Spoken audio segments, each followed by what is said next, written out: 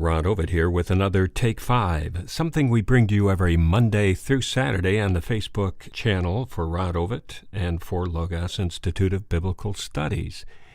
Today we have our part 2 of a series we call Moving Through the Wilderness, and it's based on the topic of God wanting to have fellowship, and we've chosen this time in the history of Israel, right in the beginning, to look at and to examine.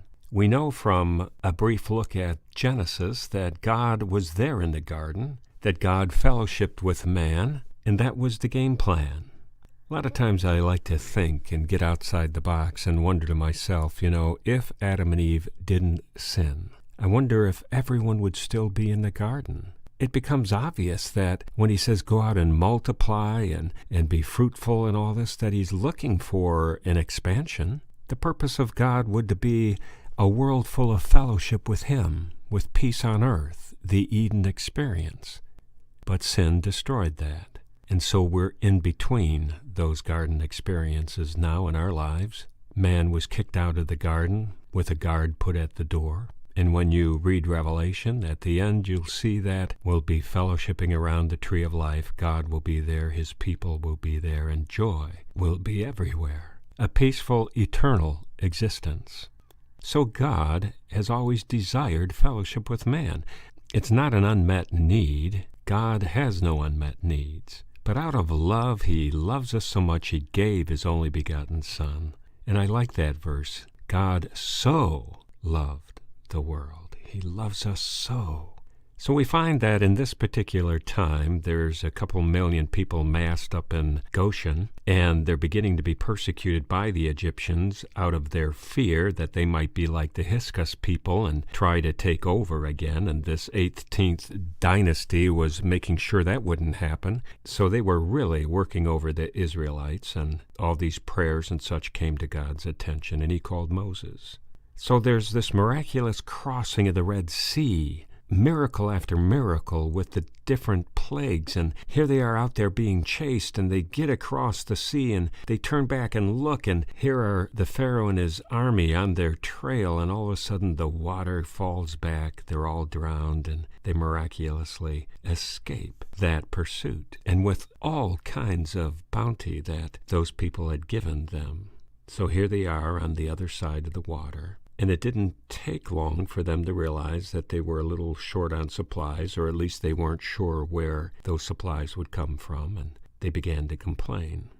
We pick that up in Exodus 16, 2-5. In the desert, the whole community grumbled against Moses and Aaron. The Israelites said to them, "If only we had died by the Lord's hand in Egypt. There we sat around pots of meat and ate all the food we wanted, but you have brought us out into this desert to starve this entire assembly to death." Then the Lord said to Moses, "I will rain down bread from heaven for you. The people are to go out each day and gather enough for that day. In this way I will test them and see whether they will follow my instructions.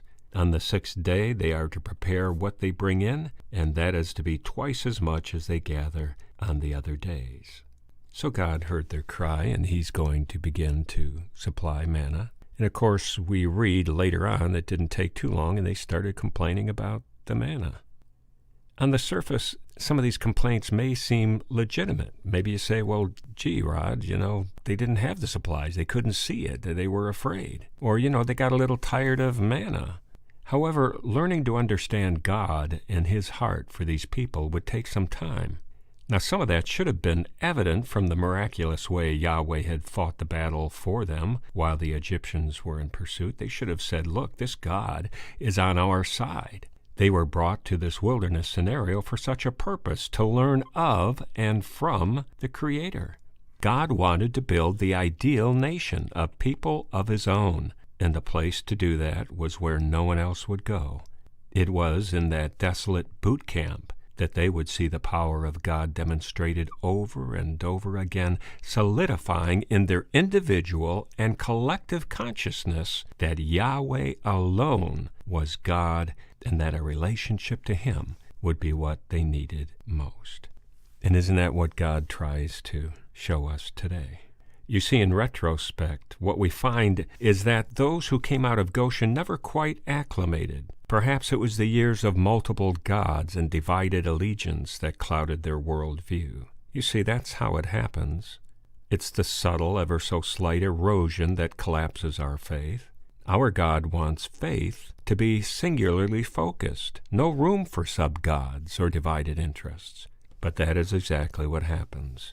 We have this overarching awareness of God, but when it comes to the mundane, to the everyday life, we usher in the surrogates. Why is that? Well, there are some plausible reasons. Perhaps we believe that God is too busy. After all, there is the whole universe to contend with. Why bother him? We would probably have to wait our turn, you might think. But you see, it's this type of thinking that leads to deism, which is a type of theism. Deism is that belief in where there's a God who created the universe but doesn't intervene in it. And our God is anything but that. Our God is alive, he's active, and he wants to be in our lives. So what wilderness are you in? What boot camp are you to learn from? Look around you. What are the examples God wants you to see? What manna is in your life? What water from a rock is he provided for you? These are the things that we learn from God. So think about it. Count your blessings. Look around and see what there is for you to learn in this wilderness boot camp. You do that, and you will have a blessed day.